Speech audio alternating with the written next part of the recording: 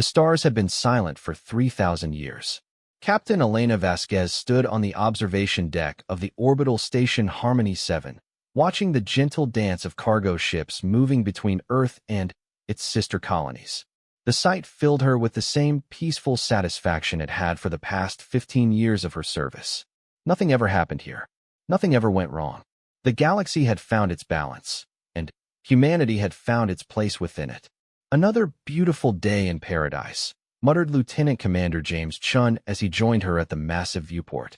His voice carried the familiar tone of someone who had grown comfortable with routine. "Cargo shipment from Kepler, 442b, just docked. Agricultural supplies and rare minerals, same as always." Elena nodded absently. The Galactic Confederation had been humanity's ticket to the stars, and what a ticket it had been. When the first contact protocols were established 3 millennia ago, Earth's representatives had been amazed by the sophistication of galactic civilization. Hundreds of species had already formed a peaceful alliance that spanned thousands of star systems. War was a concept so ancient that most species had no words for it in their modern languages. The Confederation's philosophy was simple and beautiful.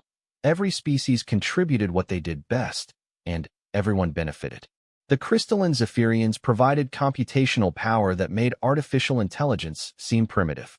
The gas-dwelling Nethril offered energy manipulation techniques that revolutionized space travel.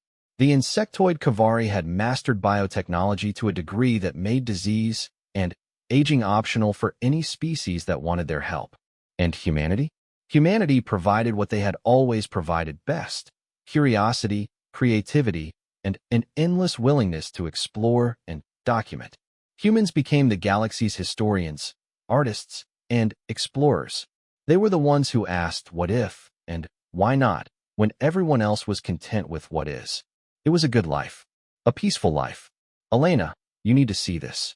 The voice belonged to Communications Officer Sarah Kim, and something in her tone made both senior officers turn immediately. Sarah's usual calm demeanor showed cracks of concern. "I'm picking up some unusual transmissions from the Outer Rim territories." The 3 officers made their way to the communications center, where Sarah had multiple displays showing wavelength analyses and signal patterns.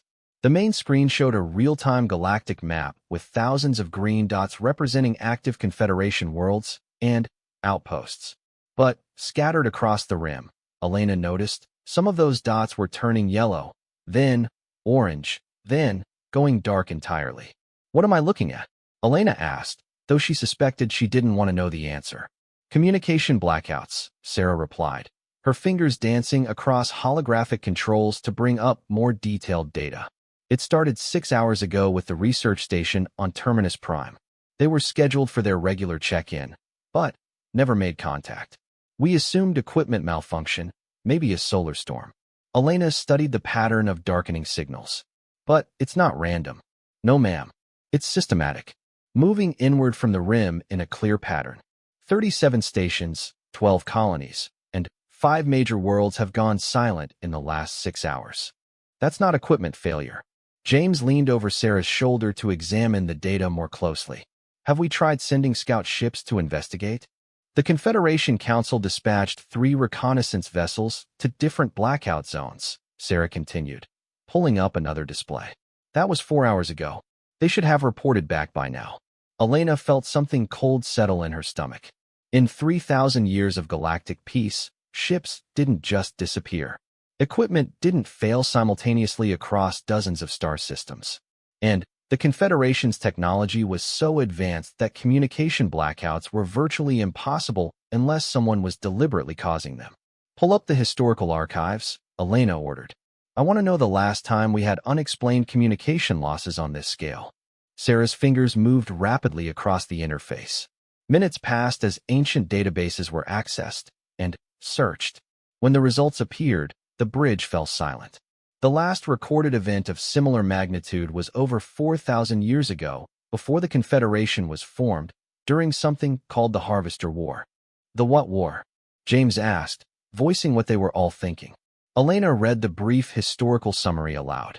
An unknown enemy force systematically attacked Outer Rim territories, moving inward toward galactic core systems. known for completely eliminating all life on conquered worlds before moving to the next target. The war lasted 18 months and resulted in the extinction of 14 species before the enemy simply vanished. Vanished, Sarah echoed. According to this, they just stopped attacking and withdrew to unknown regions of space. No explanation was ever found. The Confederation was formed partly as a response to this threat, creating a mutual defense pact between all surviving species. Elena paused, reading further. But here's the interesting part. The archives note that the enemy never used conventional weapons. Worlds didn't show signs of bombardment or invasion. They just went silent. And when investigation teams finally arrived, they found empty planets with all infrastructure intact but no signs of life. The communication station chimed with an incoming priority transmission. Sarah accepted the signal, and the face of High Counselor Zeth Kree, a tall, elegant Zephyrian with crystalline features, appeared on the main screen. Captain Vasquez, the High Counselor's translated voice carried obvious strain. We are upgrading this situation to Code Orange. All military and exploration vessels are to return immediately to core system defensive positions. High Counselor, what's our assessment of the threat?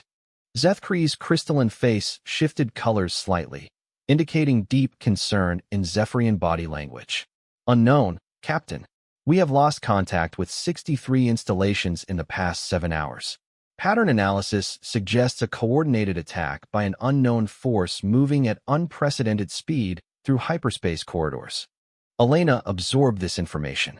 High Counselor, has the Council considered the possibility that this might be related to the historical Harvester incidents from 4 millennia ago? The pause that followed stretched longer than the standard communication delay. When Zeth Kree responded, his color patterns had shifted to what Elena recognized as shock. Captain, you have accessed historical archives that most Council members have forgotten existed. Yes, the pattern similarities are disturbing. We had hoped those records were simply ancient mythology. What are your orders, sir? All human vessels are to report to Sol System immediately for defensive coordination. We are implementing Confederation Defense Protocol 7 for the first time in recorded history.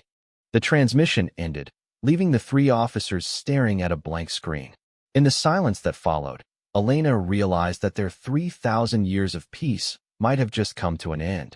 James, set course for Earth, maximum speed, she ordered. Sarah, I want continuous monitoring of all communication channels. If more systems go dark, I want to know immediately. As Harmony VII's engines powered up for the journey home, Elena couldn't shake the feeling that they were already too late.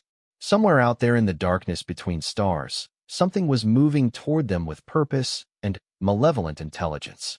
Something that had tried to destroy galactic civilization once before and had apparently returned to finish the job. The next few days passed in a blur of preparation and growing dread. More systems went dark with clockwork regularity. The pattern was becoming clear. Whatever this enemy was, they were systematically eliminating outer defensive positions and moving steadily toward the galactic core where the most populated systems were located. Elena found herself spending hours studying the ancient archives, trying to understand what had happened 4,000 years ago. The records were fragmentary and often contradictory, but certain facts emerged. The Harvesters, as they had been called, were not a single species, but rather some kind of collective intelligence that consumed entire worlds. They didn't seem interested in resources or territory in any conventional sense. They simply eliminated all life and then moved on. The historical records described desperate battles fought by species with technologies far more advanced than anything the Confederation possessed 4 millennia later. Entire star fleets had vanished without trace. Planets had been evacuated in panic, only for the evacuation ships to disappear en route to safety. But somehow, the enemy had simply stopped. The archives contained dozens of theories about what had caused the Harvesters to withdraw, but no definitive answers. Some suggested they had achieved whatever goal they were pursuing. Others theorized that they had encountered some form of resistance that convinced them to retreat. A few records hinted at the involvement of a species called the Ancients, but no details survived. As they approached Sol System, Elena was struck by how normal everything looked. Earth hung in space like a blue-green jewel, surrounded by the familiar dance of orbital installations and traffic control beacons. Mars showed the telltale signs of 3 millennia of terraforming, its atmosphere now thick enough to support life without environmental suits. The asteroid belt hummed with mining operations and manufacturing facilities. It was hard to believe that somewhere out there, an enemy capable of destroying galactic civilization was systematically working its way toward them. The Sol System Defense Command had been activated for the first time since its construction 2,000 years ago. Elena had studied its specifications in military school but had never expected to see it in operation. Massive defense platforms emerged from hidden positions throughout the system, their weapons systems coming online with power readings that dwarfed anything Elena had ever seen. Harmony 7, this is Sol Defense Command, came the crisp voice of Admiral Patricia Okafor, the highest-ranking human military officer in the Confederation. Proceed to coordinates Delta 7 for fleet integration. As they approached the designated coordinates, Elena was amazed by the size of the assembled fleet.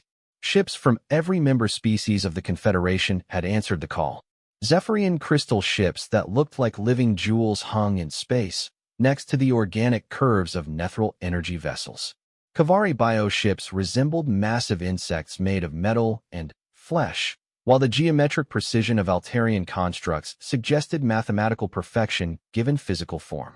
And scattered throughout this alien armada were human vessels. Compared to the exotic technologies of their allies, human ships looked almost primitive. But Elena knew that appearances could be deceiving. Human engineering might seem simple, but it was reliable, adaptable, and easy to repair under field conditions. Captain Vasquez, Admiral Okafor's voice came through on a private channel. Report to the command ship for briefing in 1 hour. Bring your senior staff. The command ship was a joint Confederation vessel, designed to accommodate representatives from all member species. As Elena and her officers made their way through corridors sized for beings ranging from the diminutive meter-tall pixies to the massive 4-meter titans, she marveled at the cooperation that had built galactic civilization. The main briefing room was filled with officers from dozens of species, but Elena noticed something troubling. Despite the impressive diversity of the assembled commanders, there was an undercurrent of fear that transcended species barriers. These were beings whose ancestors had lived through 3 millennia of uninterrupted peace, suddenly, faced with a threat none of them understood. Admiral Okafor called the briefing to order, and the massive holographic display in the center of the room showed the current state of the galaxy. The outer rim was now almost completely dark, with the advancing blackout zone moving steadily inward toward populated core systems. Ladies, gentlemen, and other sentients, Admiral Okafor began, her voice steady despite the circumstances. As of 1800 hours today, we have lost contact with over 300 installations, 47 colonies, and 12 major worlds. Estimated population loss is approximately 14 billion beings across all species. The numbers hit Elena like a physical blow. 14 billion. In her 43 years of life, the largest disaster she had ever heard of was a transport accident that killed 800 people. The scale of what they were facing was beyond anything in living memory. Analysis of the attack pattern suggests the enemy will reach the inner core systems within 72 hours, Admiral Okafor continued. We have that long to prepare a defense of Earth, Zephyros Prime, New Kavari, and the other major population centers. High Counselor Zethkree's crystalline form shimmered as he accessed the communication system. Admiral, what intelligence do we have regarding enemy capabilities? Limited, Counselor. We've managed to retrieve data from automated monitoring stations at the edge of several blackout zones. The information is concerning. The holographic display shifted to show grainy sensor readings. Enemy vessels are using some form of stealth technology we've never encountered. They appear on sensors only briefly before our monitoring equipment fails entirely. Elena studied the partial readings. Admiral, these energy signatures don't match anything in our databases. Whatever these ships are powered by, it's not technology we recognize. Correct, Captain.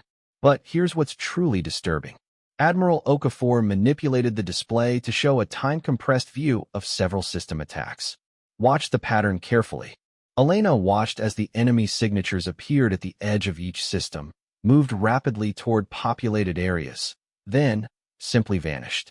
Within hours of their disappearance, all communication from those systems ceased.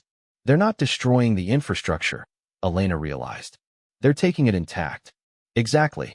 Every world they've taken shows the same pattern. All technology remains functional, all cities remain intact, but every living being simply vanishes without trace. The briefing room fell silent as the implications sank in. This wasn't conquest in any traditional sense.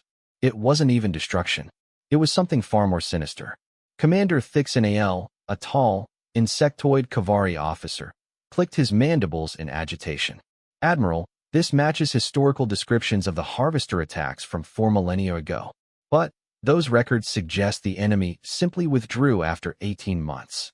Perhaps we need only survive until they lose interest again. Perhaps, Admiral Okafor replied grimly. But we cannot base our defense strategy on the hope that the enemy will simply leave.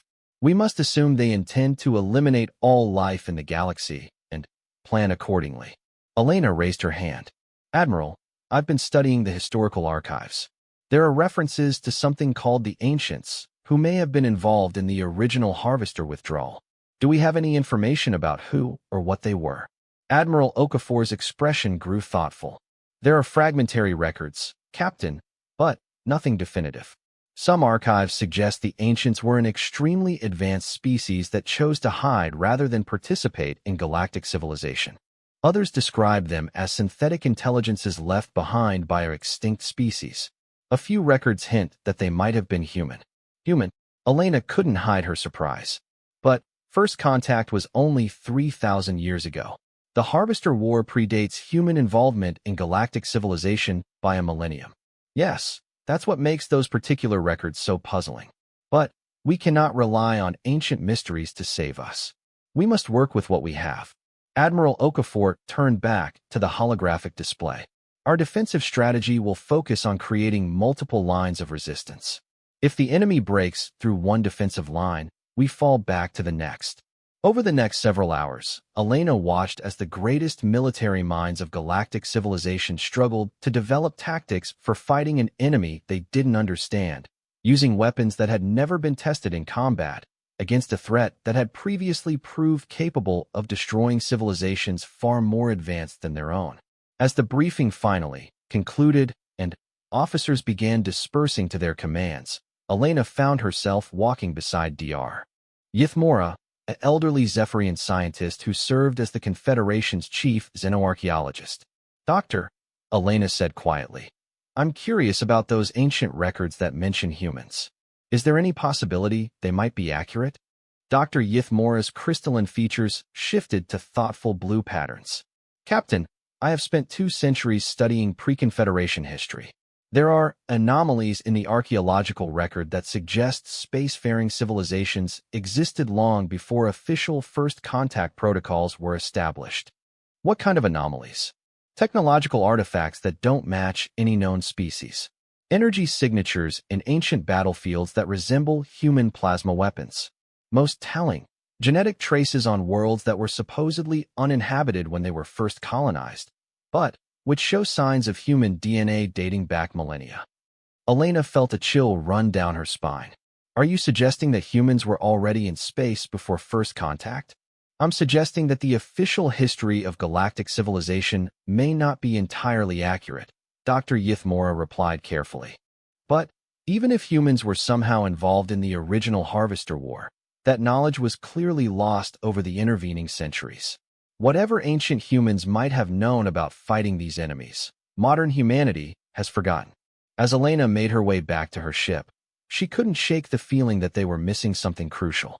If humans had somehow been involved in stopping the Harvesters 4,000 years ago, then, maybe, just maybe, they carried within them some forgotten key to survival. But time was running out. In less than 72 hours, the enemy would reach the inner systems. And, despite all their advanced technology and careful planning, Elena suspected that the Confederation was about to discover just how helpless galactic civilization really was when faced with true malevolent intelligence. The stars that had been silent for 3,000 years were about to speak again. And Elena feared that their voice would herald the end of everything she had ever known. The attack came 36 hours ahead of schedule. Captain Elena Vasquez was reviewing tactical reports in her quarters aboard Harmony 7 when the emergency klaxon began its urgent wail throughout the Seoul Defense Fleet.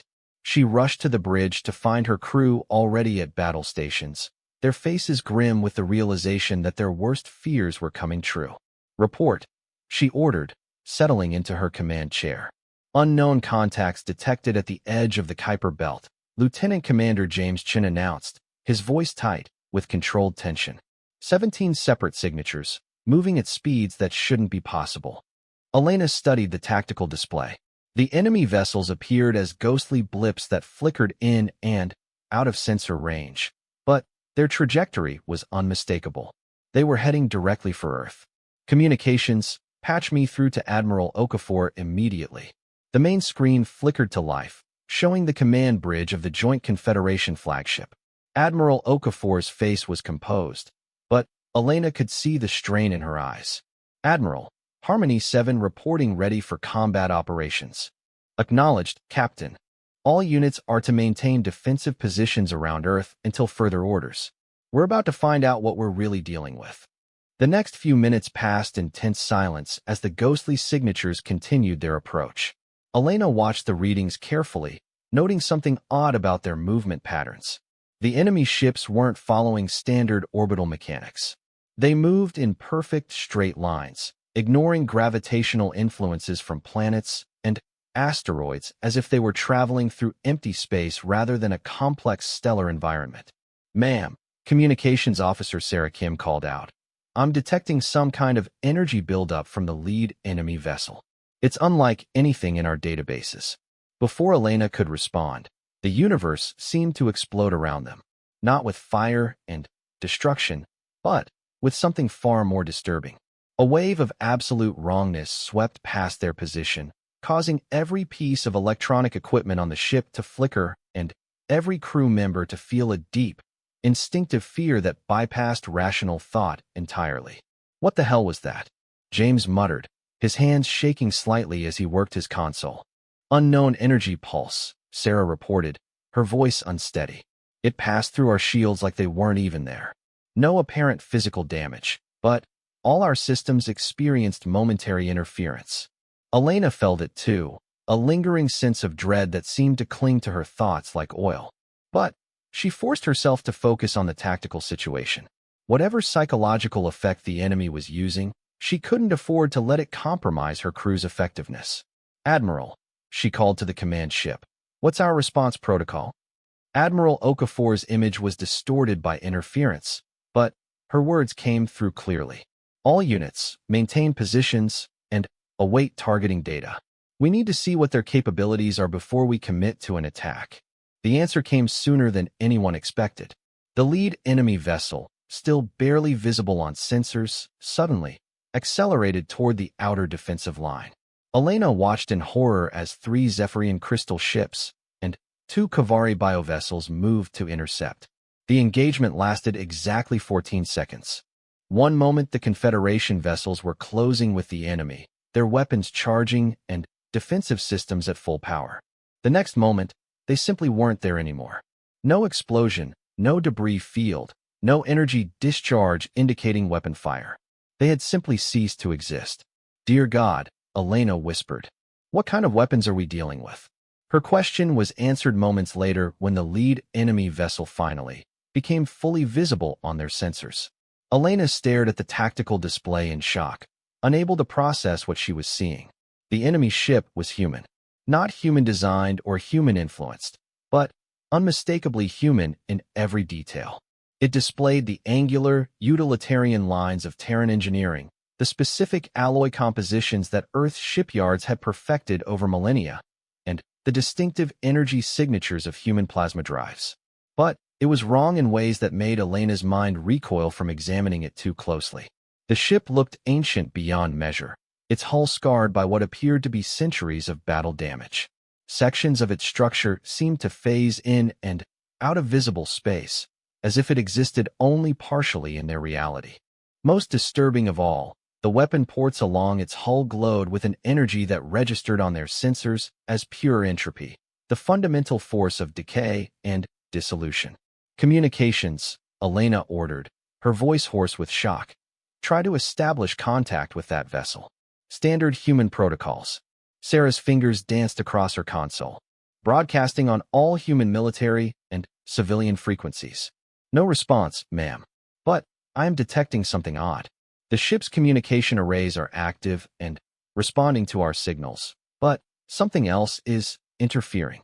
What kind of interference? It's hard to describe. It's like there are voices in the signal, but they're not coming from the ship. They're coming from somewhere else. Everywhere else. Elena felt her blood turn to ice. Put it through speakers, minimum volume. The bridge filled with a sound that was barely audible, but somehow deafening. It wasn't voices, exactly, but rather the echo of voices that had once been human but had been transformed into something else entirely. The sound carried undertones of despair, rage, and an alien hunger that made every person on the bridge step unconsciously away from the speakers. Turn it off, Elena ordered quickly. Whatever that is, I don't want my crew exposed to it. But the damage was already done. Elena could see the effect the sound had on her officers. They moved more slowly, their eyes occasionally losing focus as if they were listening to something only they could hear. The psychological warfare capabilities of these enemies were beyond anything the Confederation had prepared for. Admiral Okafor, Elena called to the command ship. We need to fall back to secondary defensive positions. These aren't conventional weapons we're dealing with. Negative, Captain. We hold here. All units prepare for coordinated attack, pattern Sierra 7. Elena watched in growing dismay as the Sol Defense Fleet began moving into attack formation. She understood Admiral Okafor's reasoning. They had to discover the enemy's capabilities and limitations before they could develop effective countermeasures. But she also suspected they were about to sacrifice hundreds of ships and thousands of lives to learn information they might not survive long enough to use. The coordinated attack was launched from 3 directions simultaneously. 96 ships from 8 different species unleashed the most concentrated firepower in galactic history. Plasma cannons that could crack planets, antimatter torpedoes that could shatter moons, and exotic energy weapons that manipulated fundamental forces converged on the lead enemy vessel. The result was worse than Elena's most pessimistic expectations. The enemy ship didn't dodge the incoming weapons or raise defensive shields. Instead, it simply absorbed every shot fired at it, drinking in the concentrated firepower like a sponge absorbing water. As the energy was absorbed, the ship became more solid, more real, as if the act of being attacked was somehow strengthening its connection to their reality. Then, it began to return fire. The weapons it used defied every law of physics Elena understood. Beams of what could only be described as concentrated nothingness reached out to touch Confederation vessels, and wherever they made contact, matter simply ceased to exist. Not destroyed or vaporized, but retroactively erased as if it had never been there at all. Elena watched 27 ships vanish in the span of 30 seconds. Each one removed so completely from existence that she found herself struggling to remember what had been there moments before. All units, emergency retreat to fallback positions. Admiral Okafor's voice crackled through the communications, her earlier composure replaced by barely controlled panic. But retreat proved just as impossible as attack. The enemy vessel seemed to exist partially outside normal space-time, allowing it to appear simultaneously in multiple locations. As Confederation ships tried to flee, they found their escape routes blocked by the same impossible enemy that was supposed to be engaging other targets light minutes away. Elena made a decision that would haunt her for the rest of her life. Harmony 7 to all human vessels. Ignore retreat orders. Form defensive screen around evacuation routes. We buy time for the transport ships to get civilians out of the system. Elena, what are you doing? James asked quietly. What humans do best, she replied grimly. We survive. And we make sure others survive too. The next hour was the longest of Elena's life. The human ships, outnumbered, outgunned, and facing technology they couldn't comprehend, somehow managed to hold their positions long enough for civilian transports to begin evacuating Earth's orbital installations. Elena never understood how they accomplished this feat by all logical calculations. They should have been eliminated within minutes of engaging the enemy. But something strange was happening to the enemy vessels when they fought humans. They seemed to become less solid, less real, as if human resistance was somehow interfering with whatever force allowed them to exist in normal space. The effect was subtle, but it gave the human defenders just enough of an advantage to avoid immediate annihilation. "Ma'am," Sarah called out, her voice filled with wonder and confusion, "I'm detecting something impossible. The enemy ship's temporal signatures are destabilizing when it engages our weapons." "Explain." "It's like our attacks aren't just hitting them in the present. They're somehow affecting their past and future simultaneously. Each time we score a hit, the ship becomes slightly more translucent, as if we're partially erasing it from the timeline." Elena stared at the tactical display, watching human ships dance a deadly ballet with an enemy that seemed to be phasing in and out of existence. An impossible idea began forming in her mind. "Sarah, run a comparative analysis on the enemy ship's hull configuration. Cross-reference it with historical human vessel designs." Minutes passed as the computer searched through millennia of design archives. When the results appeared, Elena felt the universe shift around her. "Ma'am, this is impossible, but the enemy vessel shows a 97% structural match to the UES Prometheus, a deep space exploration vessel launched from Earth 4,300 years ago." Elena's hands gripped her command chair so tightly her knuckles went white. The Prometheus was lost with all hands during humanity's first attempt at extragalactic exploration. The mission was classified, and all records were sealed. "Yes, ma'am. But, according to these readings, that ship is now attacking us." The pieces of an impossible puzzle began falling into place in Elena's mind. The enemy ships were human vessels from humanity's forgotten past. Somehow, somewhere in their journey beyond the galaxy, they had encountered something that had transformed them into the very force that had nearly destroyed galactic civilization 4,000 years ago. Communications, emergency transmission to Admiral Okafor. Priority Alpha. Admiral Okafor's face appeared on screen, showing the strain of commanding a losing battle. "Captain, make it quick. We're barely holding them off." "Admiral, the enemy ships are human vessels from our early space exploration period. I believe they encountered something in extragalactic space that converted them into these harvesters." "That's impossible, Captain. Human space travel 4,000 years ago was barely capable of interstellar flight, let alone, ma'am, there's more. If these ships are our own past coming back to haunt us, then maybe the reason they withdrew 4,000 years ago wasn't because they were defeated. Maybe they withdrew because they completed their mission." Admiral Okafor's expression grew grim as she understood the implications. "You're suggesting they were trying to prevent something from happening, or someone from interfering." "Admiral, what if the original Harvester attack wasn't an invasion? What if it was a quarantine? What if our own future selves were trying to prevent the past from making some catastrophic mistake?" The communication channel crackled with interference as another wave of temporal distortion swept through the system. When the static cleared, Admiral Okafor's voice was urgent. "Captain, we're detecting massive enemy reinforcements emerging from hyperspace. Hundreds of vessels, all showing human configuration signatures. Whatever your theory, we're about to be overwhelmed." Elena looked out at the tactical display, where the ghostly forms of ships that had once carried human explorers to the stars were preparing to eliminate human civilization. The cruel irony wasn't lost on her. Humanity's greatest achievement, their reach beyond the galaxy, had somehow become the instrument of their destruction. But if these enemies were truly human, then, maybe, just maybe, they could be reached. Elena made another decision that defied all military logic. Open a general communications channel to all enemy vessels. Full power, all frequencies. "Ma'am," Sarah's voice was incredulous. "If they're human, even transformed human, then maybe some part of them still remembers what they used to be. Maybe we can remind them." Elena stood in front of the main communications array, knowing she was about to address the most dangerous enemy force in galactic history. But they had been human once. And if there was one thing humanity had never lost, it was the ability to reach out to others, even across impossible distances and circumstances.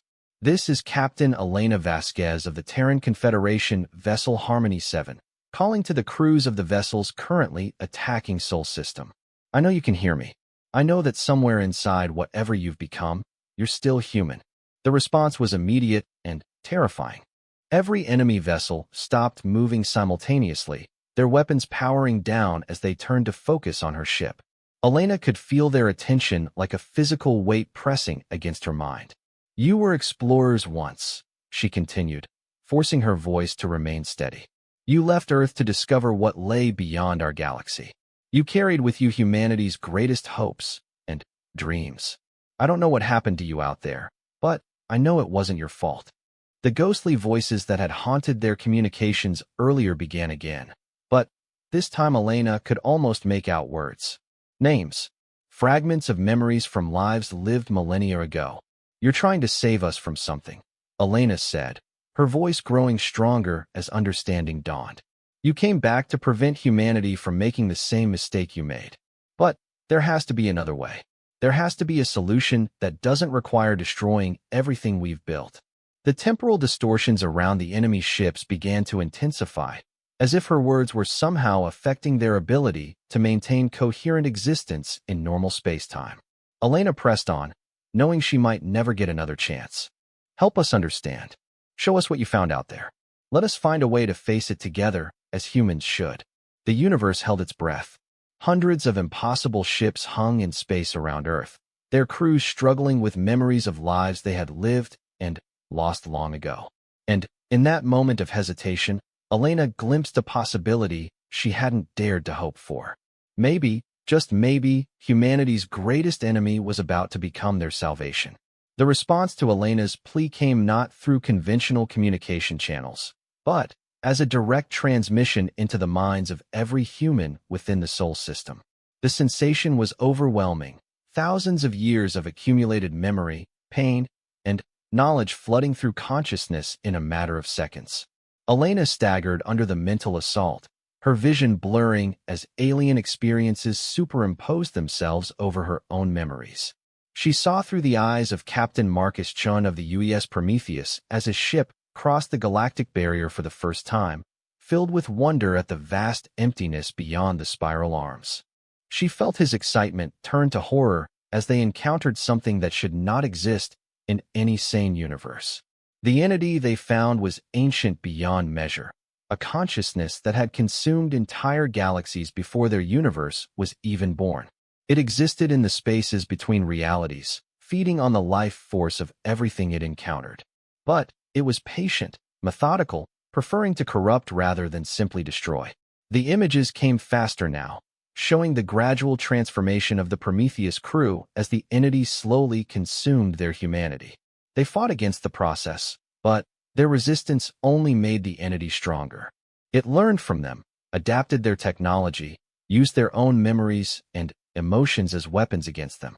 But the crew of the Prometheus managed one final act of defiance.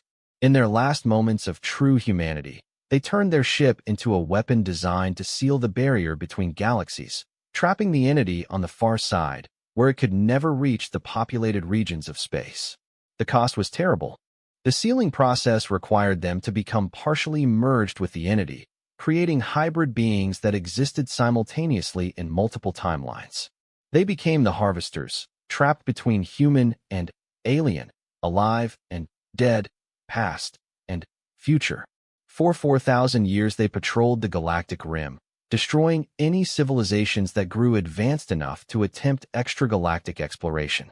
They told themselves they were protecting the galaxy, preventing other species from suffering their fate. But with each world they sterilized, they became less human and more like the entity they guarded against. Elena gasped as the transmission ended, leaving her mind reeling from the impossible knowledge she had just absorbed. Around her, she could see her crew members struggling with their own experiences of the shared memory. Some were weeping, others sat in stunned silence. All of them forever changed by understanding the true nature of their enemy. "My God," James whispered, his face pale with shock. They've been protecting us all this time. No, Elena corrected, her voice hoarse. They've been protecting the entity, keeping the galaxy isolated so it wouldn't have to face any real challenges to its prison. The main communication screen flickered to life, showing a face that Elena recognized from the transmitted memories. Captain Marcus Chun, or what he had become after millennia of partial existence. His features were human, but wrong, as if someone had tried to reconstruct a person from half-remembered dreams. Captain Vasquez, he said, his voice carrying undertones of 1,000 different temporal echoes. You have seen what we have seen. You understand why we do what we must do. I understand your fear, Elena replied, forcing herself to meet his gaze despite the wrongness of it. But I don't understand why destroying galactic civilization is the only solution. Because they grow too advanced. Chin's image flickered between different temporal states as he spoke. Always, they grow too advanced. The Zephyrians with their quantum manipulation. The Kavari with their biological mastery. The Nethril with their energy control. Each species pushes closer to the threshold that will allow them to breach the galactic barrier. Elena felt a chill of understanding. The Confederation's joint research projects. The new hyperspace technologies. Yesterday, your scientists achieved stable micro-wormhole generation. Tomorrow, they will attempt to extend the technique to intergalactic distances. Next month, they will succeed. And, when they do, the entity will finally have a pathway to follow their wormhole back into populated space. The tactical display around Elena's bridge suddenly changed, showing not the current battle but a projection of what would happen if the entity broke free. Galaxy after galaxy consumed in an expanding wave of absolute destruction. Civilizations with histories spanning millions of years reduced to empty husks in a matter of days. The universe itself beginning to unravel as fundamental forces were corrupted and turned against the very fabric of reality. So you're going to destroy us to save us, Elena said bitterly. Eliminate all advanced civilizations before they can make the mistake you made. It is the only way, Chun replied. But Elena could hear the doubt in his voice. We have tried other methods. We have sent warnings, sabotaged research, influenced political decisions to prevent certain technologies from being developed. But life always finds a way to grow, to explore, to reach beyond its boundaries. Elena studied the ghostly figure on her screen, seeing past the alien wrongness to the human being that still existed underneath. What if there was another way? What if instead of destroying civilizations that might threaten the barrier, we help them become strong enough to fight the entity directly? Impossible. We have seen its true nature. It is beyond anything physical forces can affect. But you affected it once, Elena pointed out. Your crew managed to trap it, contain it. If humans could do it 4,000 years ago with primitive technology, what could we accomplish now with the combined knowledge of the entire Confederation? For a moment, Chin's image stabilized, showing clearly the face of a man who had spent millennia questioning a decision he could never take back. The sacrifice required. You do not understand what we had to become. Then, help us understand.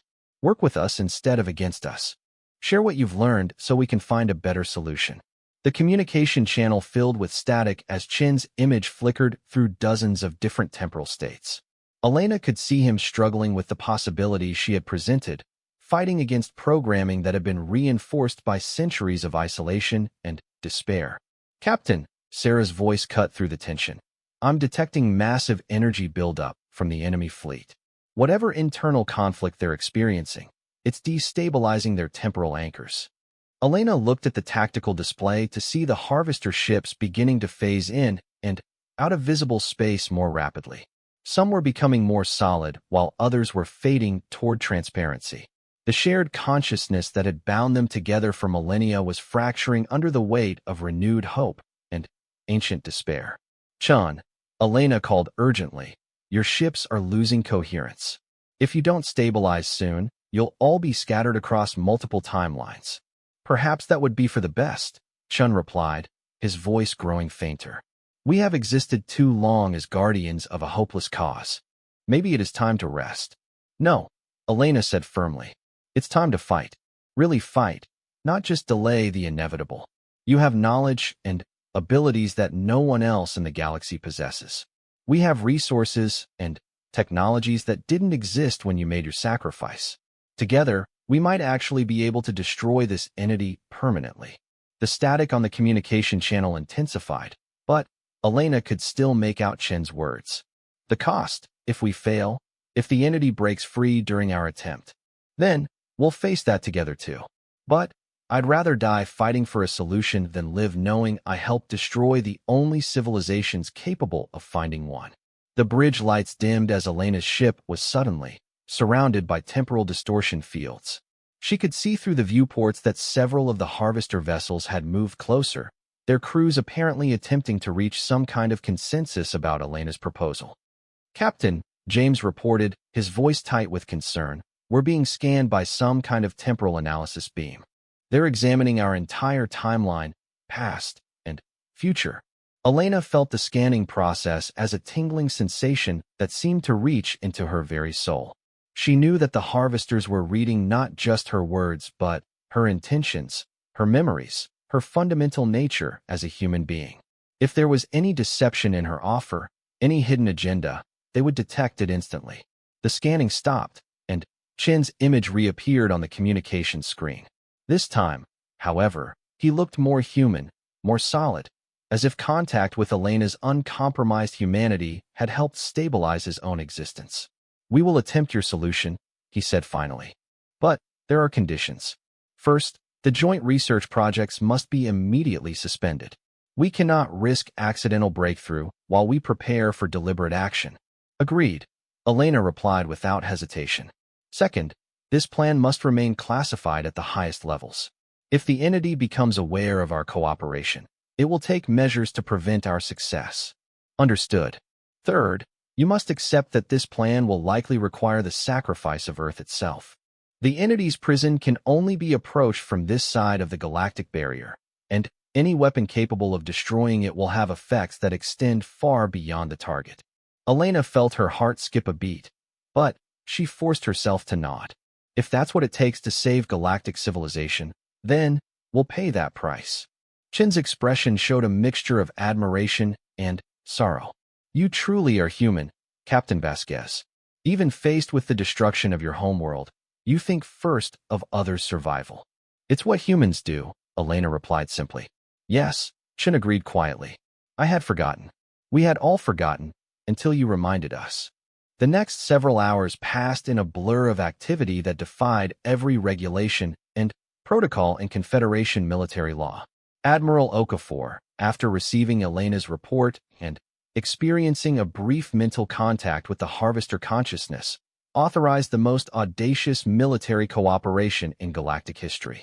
Human vessels began docking with Harvester ships, allowing engineers and scientists to examine technologies that existed partially outside normal spacetime. The knowledge exchange was overwhelming. In a single day, human understanding of temporal mechanics advanced by centuries. In return, the harvesters gained access to modern materials science and energy manipulation techniques that allowed them to stabilize their existence in ways they hadn't experienced since their original transformation. Elena found herself aboard the reconstructed Prometheus, walking through corridors that flickered between past and present versions of themselves. The ship's original human crew had been preserved in a state of temporal suspension, their consciousness merged with the collective but their individual personalities intact. "This is Dr. Sarah Okonkwo," Chen explained as they passed through what had once been the ship's medical bay. "She developed the temporal containment theory that made our sacrifice possible. Her expertise will be crucial for the weapon we plan to construct." Elena studied the ghostly figure of a woman who appeared to be sleeping standing up, her form occasionally becoming transparent before solidifying again. Can she be awakened? For short periods, yes. But each moment of individual consciousness costs her dearly. The collective existence is the only thing keeping any of us functional after so many millennia. They continued through the ship, Chen explaining how each crew member had contributed to their long vigil. Engineers who had maintained the temporal barriers for thousands of years.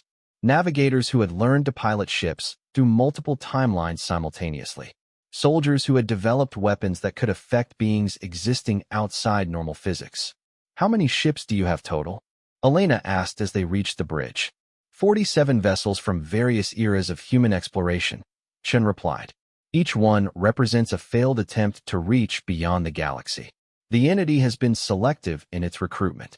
Elena absorbed this information with growing horror. You mean there have been other expeditions? Other crews that were transformed? The entity learns from each encounter. It has become very efficient at converting human explorers into guardians of its prison. We were simply the most successful at sealing the barriers. They reached the bridge of the Prometheus, where Elena was struck by how familiar everything looked despite the obvious age of the equipment.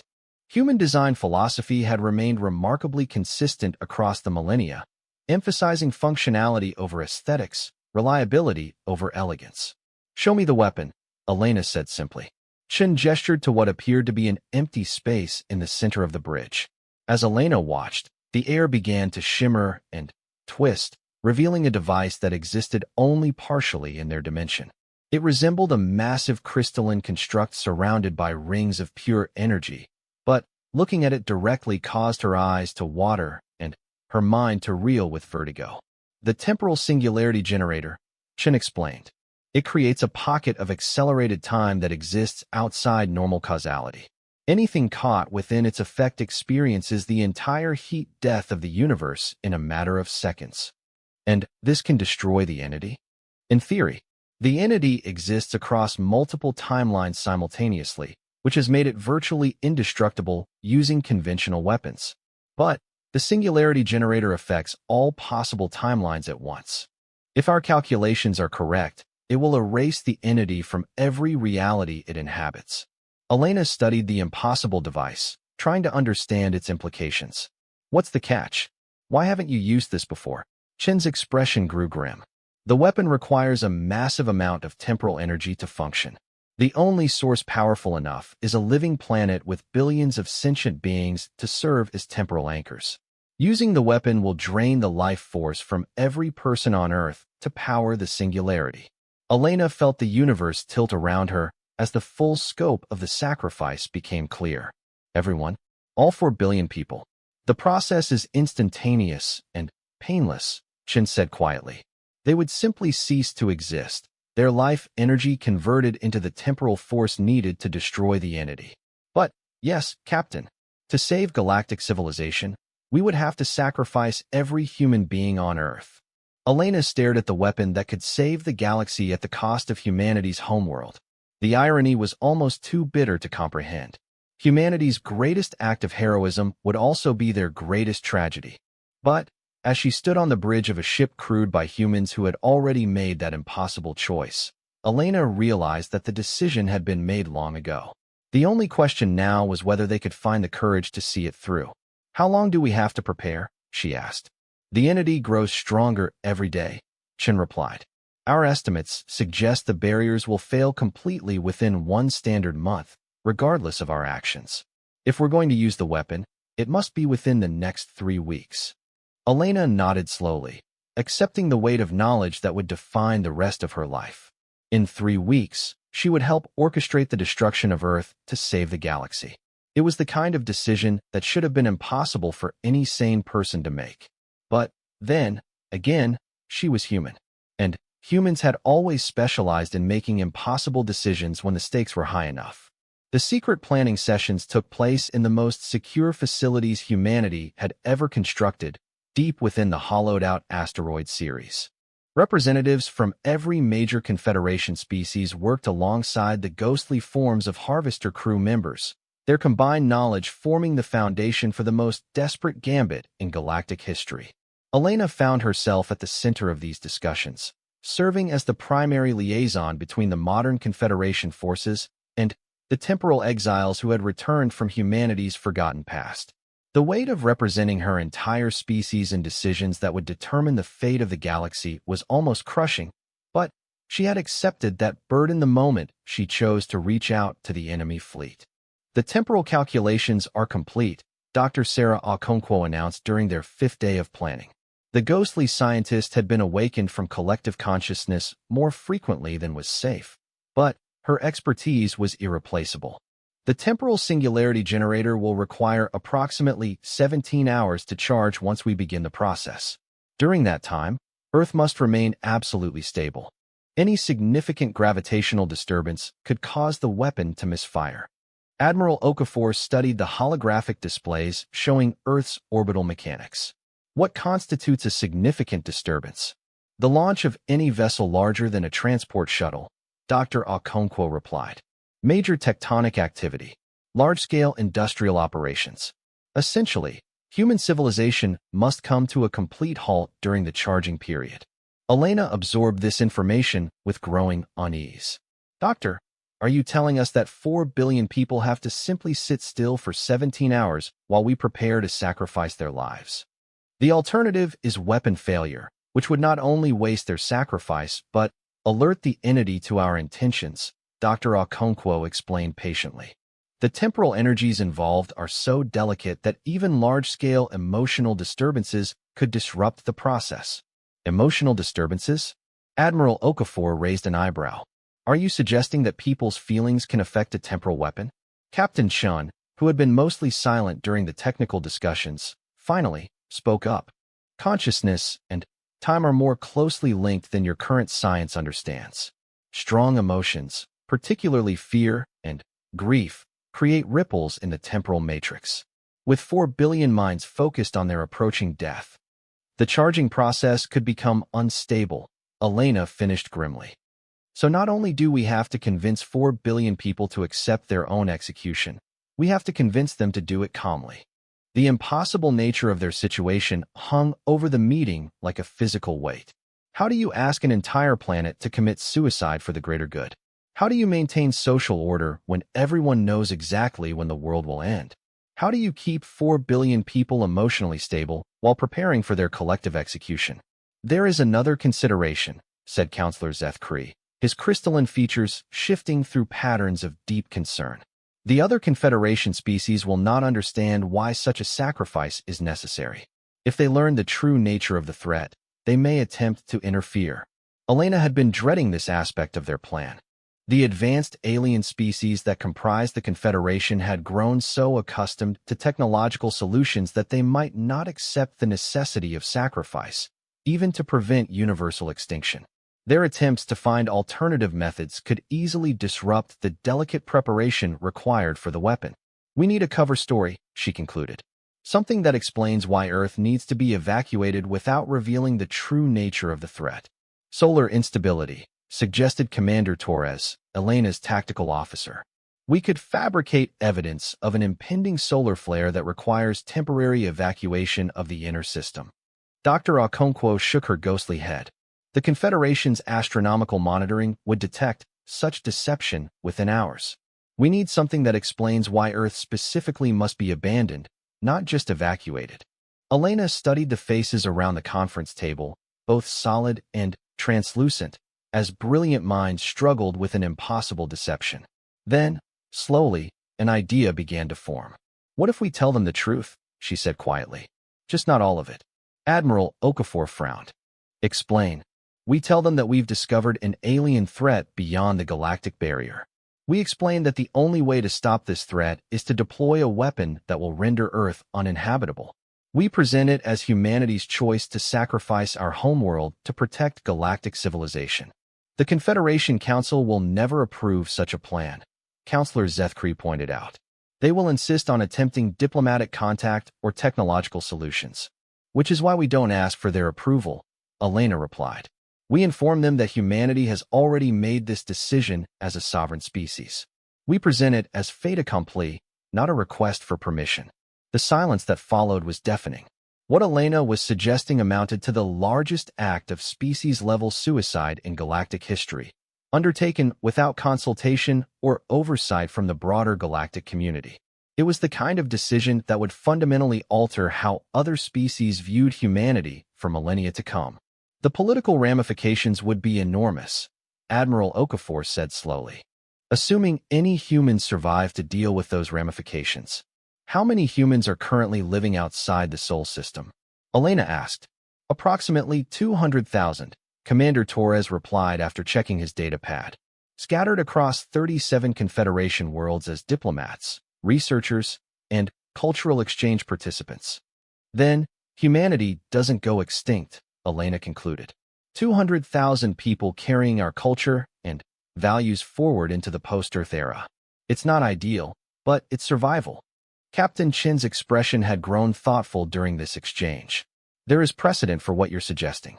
Several species in galactic history have chosen voluntary extinction rather than face transformation by hostile forces. The Confederation recognizes the sovereignty of such decisions. This isn't voluntary extinction, Elena corrected. It's voluntary sacrifice for the greater good. There's a difference. The planning continued for another week, growing more detailed and more morally complex with each passing day. Elena found herself making decisions that no human being should ever have to make. Which government officials would be told the truth? How would they maintain social order during the final days? What would they tell the children? The breakthrough came from an unexpected source. Dr. Yithmora, the elderly Zephyrian xenoarchaeologist, approached Elena with a discovery that changed everything. "Captain," he said, his crystalline features shifting to patterns of excitement mixed with fear, "I have been analyzing the historical records more carefully. There are references to humanity that predate official first contact by more than a millennium." Elena looked up from the evacuation schedules she had been reviewing. "Dr. Yithmora, we know that some humans had reached space earlier than the official records indicate." "No, Captain, you misunderstand. These references suggest that humans were active in galactic politics long before they possessed space flight technology." Elena felt a chill run down her spine. "That's impossible. Unless, Dr. Yithmora continued, accessing a holographic display. Time travel was involved. The display showed archaeological evidence from dozens of worlds, human DNA and soil samples dating back millennia, technological artifacts that matched human design philosophies, but were made from materials that had never existed on Earth, inscriptions in ancient human languages on worlds that had supposedly never been visited by human explorers. There are legends, Dr. Yithmora said quietly, of a species called the Timekeepers. They were said to move freely through past and future, preventing catastrophic events by making subtle changes to the timeline. Most historians considered these stories to be mythology. Elena stared at the evidence, her mind racing. "Are you suggesting that the Timekeepers were human?" "I am suggesting that they might be what humans become," Dr. Yithmora replied. "Consider the implications.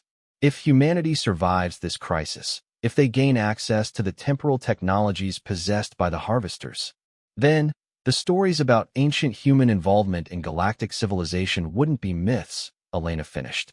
"They would be historical records of our own future selves intervening in the past." The idea was staggering in its implications. If Dr. Yithmora was correct, then humanity's sacrifice wouldn't be an ending, but a transformation. The temporal energies released by the weapon might not just destroy the entity. They might elevate humanity into something capable of moving freely through time itself. Elena immediately called for an emergency meeting with Captain Chun and the other Harvester commanders. When she explained Dr. Yithmora's discovery, the ghostly figures fell silent for several minutes. "We suspected something similar," Chun finally admitted. "The temporal distortions around Earth have been growing stronger as we prepare the weapon. But we assumed they were side effects of the charging process." "What if they're not side effects?" Elena pressed. "What if the weapon is designed to create temporal beings rather than simply destroy the entity? What if your own transformation was the first step in a larger process?" Dr. Okonkwo materialized beside Chun, her expression thoughtful. "The mathematics would support such a theory. The energy required to destroy a transdimensional entity would indeed be sufficient to elevate an entire species into temporal existence."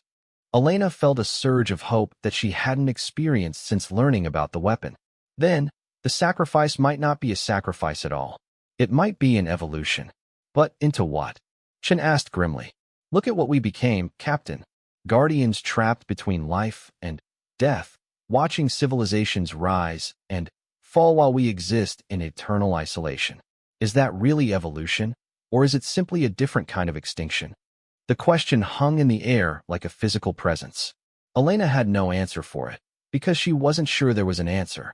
But she knew that uncertainty was better than the guarantee of galactic extinction if they did nothing. "There's only one way to find out," she said finally. "Over the next few days, the plan evolved to incorporate Dr. Yith Mora's discoveries. Instead of simply destroying Earth to power the weapon, they would attempt to channel the released energy in ways that might preserve human consciousness in some form. It was still a massive gamble with 4 billion lives, but now it offered the possibility of transformation rather than mere death. The hardest part was telling the people of Earth. Elena stood before the United Earth Assembly, looking out at representatives of every nation and culture that called the planet home. Behind her, holographic displays showed the approaching threat in all its terrible majesty. The entity pressing against the galactic barriers, growing stronger every day. The calculations showing how many worlds would fall if it broke free. The countdown to the moment when their barriers would fail completely. Ladies and gentlemen, Elena began, her voice carrying to every corner of the assembly hall and beyond to the billions watching throughout the system. I come before you today to ask for something that no leader should ever have to request. I am asking you to choose the fate of our species. She explained the situation in terms that everyone could understand. The ancient enemy that threatened all life in the galaxy. The weapon that could stop it, but only at the cost of Earth itself. The possibility that their sacrifice might lead to something greater than simple death.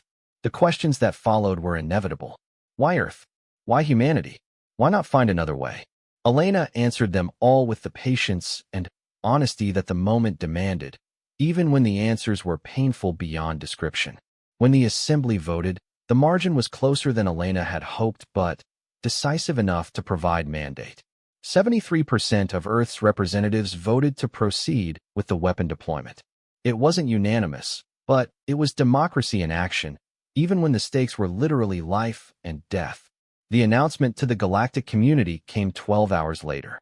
Admiral Okafor, speaking on behalf of the entire human species, informed the Confederation Council that humanity had chosen to sacrifice Earth to prevent an extinction-level threat to galactic civilization. She provided enough details to make the threat credible without revealing the full scope of what they were really fighting. The response was immediate and intense. Alien fleets began moving towards Sol System, some offering assistance, others demanding more information, a few expressing outrage at humanity's unilateral decision. The Confederation Council declared an emergency session and demanded that humanity postpone their weapon deployment pending a full investigation. Elena watched the approaching ships with growing anxiety. If the alien fleets arrived before they could complete the weapon charging process, everything they had planned would be for nothing. The entity would break free, and galactic civilization would fall, while the Confederation Council was still debating diplomatic solutions to a problem that had no diplomatic solution. Admiral, she called to the command ship, how long until the first alien vessels reach Sol System? 16 hours, Captain, Admiral Okafor replied grimly. They're pushing their engines far beyond safety limits to get here quickly. Elena looked at the weapon charging indicators on her display. 17 hours to full charge, 16 hours until intervention. The margin was impossibly thin, but it might be enough. Then, we start the charging process immediately, she decided. And we pray that 16 hours is all we need. The charging process began at 14:27 Greenwich Mean Time on a Tuesday that would forever mark the end of one era of human existence and the beginning of another. Elena watched from the bridge of Harmony 7 as the temporal singularity generator slowly came to life. The impossible device, now positioned in high orbit above Earth, began drawing energy from the planet below in ways that defied conventional understanding of physics. She could feel the process starting as a subtle vibration in her bones, a resonance that seemed to connect her directly to every other human being on Earth. Temporal field generation at 3%, reported Dr. Okonkwo, her ghostly form flickering with increased intensity as the weapon drew power from the same forces that maintained her existence. All parameters within acceptable ranges. Elena studied the readouts showing Earth's vital signs. 4 billion people were continuing their daily lives, most of them unaware that they were now connected to a device designed to transform their life energy into a weapon capable of destroying entities that existed outside normal reality. The streets and cities showed on satellite feeds looked deceptively normal, but Elena knew that beneath the surface, fundamental changes were already beginning. Captain, Communications Officer Sarah Kim called out. I'm receiving priority transmissions from 17 different Confederation fleets. They're demanding immediate explanations and threatening intervention if we don't stand down. Ignore them, Elena replied firmly. We're past the point of no return now. Any interruption to the charging process could cause a cascading failure that destroys Earth without accomplishing our mission. On the tactical display, she could see the approaching alien vessels. The fastest ships would arrive in 14 hours, while the weapon still needed nearly 16 hours to reach full charge. The mathematics were brutal in their simplicity. They would have perhaps 2 hours to deploy the weapon before overwhelming alien intervention made their mission impossible. Admiral Okafor, Elena called to the command ship. Are the barrier defense systems ready? All human vessels are positioned to prevent alien interference, Admiral Okafor confirmed. But, Captain, we're talking about preventing some of the most advanced civilizations in the galaxy from intervening to stop what they perceive as mass suicide. The political ramifications alone will be irrelevant if the entity breaks free, Elena finished. Ma'am, we've committed to this course of action. We have to see it through. As the hours passed, Elena watched the charging process gradually accelerate. At 5% charge, people on Earth began reporting strange dreams filled with temporal echoes of past and future events. At 10%, sensitive individuals started experiencing brief moments of temporal displacement, seeing their surroundings as they had been years ago or might be years in the future. Temporal field generation at 15%, Dr. Okonkwo announced. We're beginning to see the first signs of consciousness integration. The collective human psychic field is starting to resonate with the weapon matrix. Elena felt it herself now, a growing awareness of the 4 billion minds connected to the same process she was experiencing. It wasn't telepathy exactly, but rather a sense of shared purpose that transcended individual consciousness. Every person on Earth was becoming part of something larger than themselves, a collective entity with the power to reshape reality itself. Captain, Sarah reported with obvious concern. I'm detecting massive temporal distortions at the galactic rim. The entity has noticed what we're doing.